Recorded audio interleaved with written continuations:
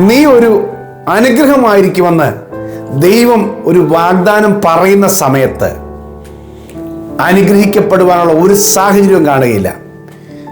ഒരു നിന്ദാവിഷയമായിരിക്കാം, പരിഹാസപാത്രമായിരിക്കാം, അംഗീകരിക്കപ്പെടുവാനുള്ള യാതൊരു മാനദണ്ഡവും യോഗ്യതയും ജീവിതത്തിൽ കാണുകയില്ലായിരിക്കാം. പക്ഷെ ഒരു പ്രവചനമായിട്ട് പരിശുദ്ധാത്മാവ് പറയുമ്പോൾ അബ്രഹാം അത് ഏറ്റെടുത്തു. ഹല്ലേലൂയ, നീ ഒരു അനുഗ്രഹമായിരിക്കും. ആമേൻ. ദൈവം അബ്രഹാമിനോട് ആ ആലോചന പറയുമ്പോൾ അബ്രഹാമിൻ്റെ ജീവിതത്തിൽ നിറയെ ശൂന്യതകളാണ്. കഴിഞ്ഞ ദീർഘവർഷങ്ങളായി അവനെ നിർമ്മിച്ച് ആരാധിച്ചു വന്ന വിഗ്രഹങ്ങളെയൊക്കെ വിട്ടിട്ട് ചാർച്ചക്കാരെയും പിതൃഭവനത്തെയും സ്വദേശത്തെയും നാട്ടുകാരെയും പരിചയക്കാരെയും കൂട്ടുകാരെയും ഒക്കെ വിട്ടിട്ട് സ്വന്തക്കാരെ എല്ലാം വിട്ടിട്ട് 3000-ഓളം കിലോമീറ്റർ ദൂരം യാത്ര ചെയ്ത് ഇറാഖിൽ നിന്ന് കനാൻ ദേശത്തിലേക്ക്, പലസ്തീൻ ദേശത്തിലേക്ക് അബ്രഹാം എത്തിച്ചേരുകയാണ്. ഒന്നുമില്ലാത്തവനെ പോലെ ശൂന്യമായ കരങ്ങളിൽ, അല്ലെങ്കിൽ സ്വന്തമെന്ന് പറയുവാൻ ഒന്നുമില്ല, ഒരു നാടോടി മനുഷ്യനെ പോലെ വരികയാണ്. ഒരു തലമുറ പോലുമില്ല. എന്നാൽ ആ സമയത്ത് എന്തുകൊണ്ടാണ് നീ അത്രയും ദൂരെ നിന്ന് ഈ നാട്ടിൽ വന്നതെന്ന് ചോദിക്കുമ്പോൾ ഒറ്റ കാര്യമേ അദ്ദേഹത്തിന് പറയാനുള്ളായിരുന്നു. തേജോമയനായ ദൈവം എനിക്ക് പ്രത്യക്ഷനായി, ഞാൻ നിന്നെ കാണിപ്പാനിരിക്കുന്ന ദേശത്തിലേക്ക് നീ പോകാം, ഞാൻ നിന്നെ അനുഗ്രഹിക്കും എന്ന് പറഞ്ഞ് എന്നെ വിളിച്ചൊരു ദൈവമുണ്ട്. ഇത്രയേ ഉള്ളൂ പറയാൻ. ഞാൻ ജീവനുള്ളൊരു ദൈവത്തെ കണ്ടു, ദൈവം എന്നോട് സംസാരിച്ചു, എന്നോട് പോരാൻ പറഞ്ഞു. ഇത്ര മാത്രമേ ഉള്ളൂ, വേറൊന്നും അവൻ്റെ കയ്യിലില്ല. അവൻ അത്രയും കേട്ടപ്പോൾ ദൈവത്തെ അനുസരിച്ചതുകൊണ്ട് അവന് ദൈവം കൊടുത്ത വാഗ്ദാനമാണ് ഉൽപ്പത്തി പുസ്തകം 12-ാം അധ്യായം 2-ാമത്തെ വാക്യത്തിൽ എഴുതിയിരിക്കുന്നത്. ഞാൻ നിന്നെ വലിയൊരു ജാതിയാക്കും, നിന്നെ അനുഗ്രഹിച്ച് നിന്റെ പേർ വലുതാക്കും, നീ ഒരു അനുഗ്രഹമായിരിക്കും. ഇന്ന് നീ ഒറ്റയ്ക്കാണ്, നിനക്കൊരു തലമുറയില്ല, ആരും നിന്റെ കൂടെയുമില്ല. പക്ഷെ ദൈവം പറയുന്നു, നിന്റെ കൂട്ടുകുടുംബക്കാരുടെ കൂട്ടം വിട്ടിട്ട് നീ ദൈവത്തെ അനുസരിക്കാൻ ഇറങ്ങിത്തിരിക്കുമ്പോൾ ദൈവം പറയുന്നു, മറ്റുള്ളവരുടെ സഹായത്താലല്ല, ദൈവം തന്നെ നിന്നെ വലിയൊരു ജാതിയാക്കും, വലിയൊരു കൂട്ടമാക്കി മാറ്റും.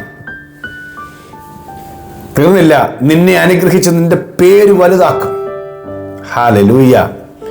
അടുത്തത്, നീ ഒരു അനുഗ്രഹമായിരിക്കും. ഹല്ലേലൂയ. അബ്രഹാം എന്ന് പറഞ്ഞാൽ അനുഗ്രഹത്തിന്റെ പര്യായമായി മാറും. അപ്പൊ ദൈവത്തെ അനുസരിക്കുന്ന ഒരു മനുഷ്യനെ ദൈവം എങ്ങനെ അനുഗ്രഹിക്കുന്നു നോക്കണം. ഹല്ലേലൂയ. ഇന്ന് നിങ്ങളെ ദേശത്തിന് നടുവിൽ, സമൂഹത്തിന് നടുവിൽ, ചാർച്ചക്കാരുടെ നടുവിൽ പല കാരണങ്ങൾ പറഞ്ഞ് അവഗണിക്കുകയും മാറ്റി നിർത്തുകയൊക്കെ ചെയ്യപ്പെട്ട വ്യക്തിയായിരിക്കാം. കർത്താവ് പറയാണ്, നീ ഒരു അനുഗ്രഹമായിരിക്കും എന്ന് പറഞ്ഞാൽ, നിന്നെ അനുഗ്രഹിച്ചതിന്റെ പേർ വലുതാക്കുമെന്ന് പറഞ്ഞാൽ വിശ്വസിച്ചാൽ മാത്രം മതി. ദൈവത്തിന് അനുഗ്രഹിക്കുവാൻ 100 വഴികളുണ്ട്. ഹല്ലേലൂയ. അപ്പം അവൻ്റെ സ്ഥിതിക്കൊരു മാറ്റം വരുത്തുവാൻ, ദൈവത്തെ അനുസരിക്കുവാൻ തയ്യാറായവൻ്റെ സ്ഥിതിക്ക് ദൈവം മാറ്റം വരുത്തുന്നുള്ള കാര്യം സത്യമാണ്. ആരൊക്കെ ദൈവത്തെ അനുസരിക്കാൻ തയ്യാറാകുന്നുണ്ട്, അതൊരു പക്ഷേ സ്വാഭാവികമായിട്ടുള്ള ഒരു അനുസരണമായിരിക്കുകയില്ല. ദൈവം പറയുമ്പോൾ എല്ലാം വിട്ടെറിഞ്ഞ് ഇറങ്ങുക എന്ന് പറയുന്നൊരു കാര്യമുണ്ട്. അവിടെ അനുവാദം ചോദിക്കലോ, അപ്പനെ അമ്മയെ അടക്കം ചെയ്യണം, അല്ലെങ്കിൽ ഞാൻ വീട്ടുകാരോട് പോയി അനുവാദം ചോദിക്കട്ടെ എന്നൊക്കെ പറഞ്ഞ് ഉപാധി പറഞ്ഞതുപോലെ യേശുവിനോട് യേശു എന്നെ അനുഗമിക്കാൻ പറഞ്ഞപ്പോൾ കുറച്ച് പേർ ഉപാധി പറയുകയാണ്. ഞാൻ പോയി അനുമതി ചോദിക്കട്ടെ, എൻ്റെ വാർദ്ധക്യത്തിലുള്ള മാതാപിതാക്കളെ ഞാൻ അടക്കം ചെയ്യട്ടെ, മരിക്കട്ടെ, അവരുടെയൊക്കെ കാര്യങ്ങൾ നോക്കട്ടെ, ഇതെല്ലാം പറഞ്ഞ് ഉപാധികൾ പറഞ്ഞ് മാറുക. പക്ഷേ കർത്താവിൻ്റെ വിളി കേട്ട ആ സമയത്ത് ആ തിടുക്കത്തോടെ ഇറങ്ങിത്തിരിക്കാൻ തയ്യാറായവനെ ദൈവം അനുഗ്രഹിച്ചിട്ടുണ്ട്. ഹല്ലേലൂയ. അതിൻ്റെ പര്യായമാണ്, അതിൻ്റെ ഉദാഹരണമാണ്, ഉത്തമ ഉദാഹരണമാണ് അബ്രഹാം. നിങ്ങളുടെ ജീവിതത്തിൽ ദൈവശബ്ദം കേട്ടിട്ടാണ് നിങ്ങൾ നിൽക്കുന്നതെങ്കിൽ, എല്ലാവരും പ്രതികൂലമായാലും, സ്വന്തമെന്ന് പറയാൻ എടുത്തു കാണിക്കാൻ ഒന്നുമില്ലെങ്കിലും, സമയമാകുമ്പോൾ ദൈവം നിങ്ങളെ മാനിക്കും. നിങ്ങളൊരു അനുഗ്രഹമായിരിക്കും.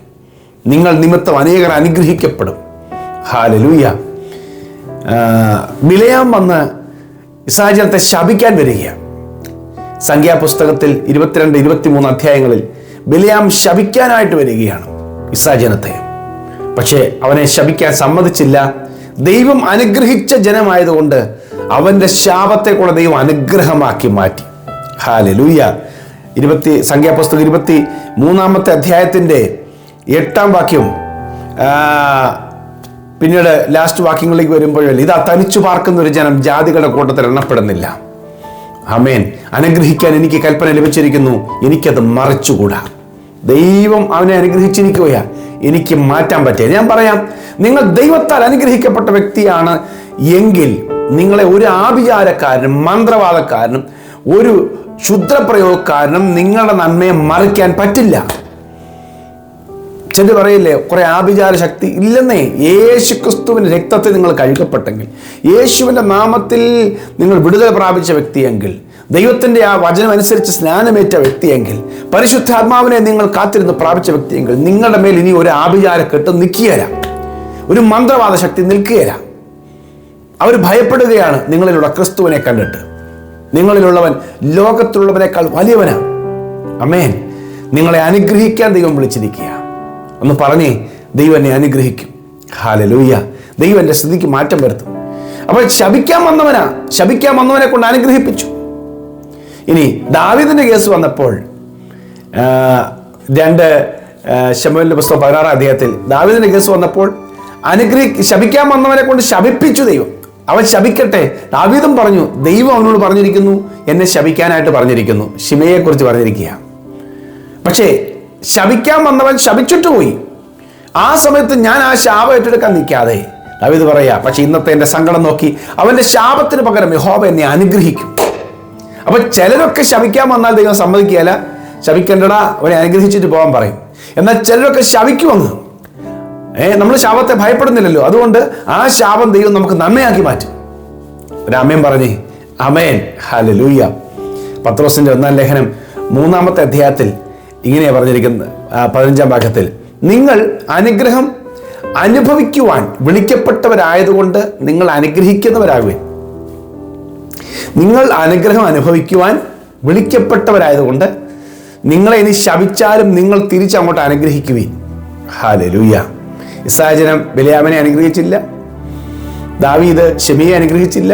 3-ാമത്തെ ലെവലിലേക്ക് പുതിയ നിയമസഭ ദൈവത്തിന്റെ യേശുക്രിസ്തുവിനെ പ്രാപിച്ചവർ കയറുമ്പോൾ ദാവീദിനേക്കാൾ വലിയൊരു ഉത്തരവാദിത്തമാണ്. ഒരുത്തനെ ശപിക്കുമ്പോൾ അവന്റെ ശാപത്തിന് പകരം ദൈവം എനിക്ക് അനുഗ്രഹം തരും. അതാണ് ദാവീദ് പറഞ്ഞത്. പക്ഷെ പത്രോസ് പറയുമ്പോൾ അങ്ങനെയല്ല, എന്നെ ശപിക്കുന്നവനെ ഞാൻ അനുഗ്രഹിക്കാൻ പോവുകയാണ്, അപ്പോൾ എൻ്റെ അനുഗ്രഹം വലുതാകും. നിങ്ങൾ അനുഗ്രഹം അനുഭവിക്കാൻ വിളിക്കപ്പെട്ടത് കൊണ്ട് അനുഗ്രഹിക്കുന്നവരാകുവീൻ, നിങ്ങളെ ശപിക്കുന്നവരെയും അനുഗ്രഹിക്കുവീൻ. അങ്ങനെ നിങ്ങളുടെ അനുഗ്രഹം വർദ്ധിച്ചു വരും. ഓ, എത്ര വലിയ അനുഗ്രഹം! അത് യേശുക്രിസ്തുവിലൂടെ നമുക്ക് സാധിക്കുകയുള്ളൂ. നിങ്ങൾ ഒരു അനുഗ്രഹമായി തീരും. ഹല്ലേലൂയ. 1 പത്രോസ് 3-ാം അധ്യായത്തിന്റെ 9-ാമത്തെ വാക്യമാണ് ഞാൻ പറഞ്ഞത്.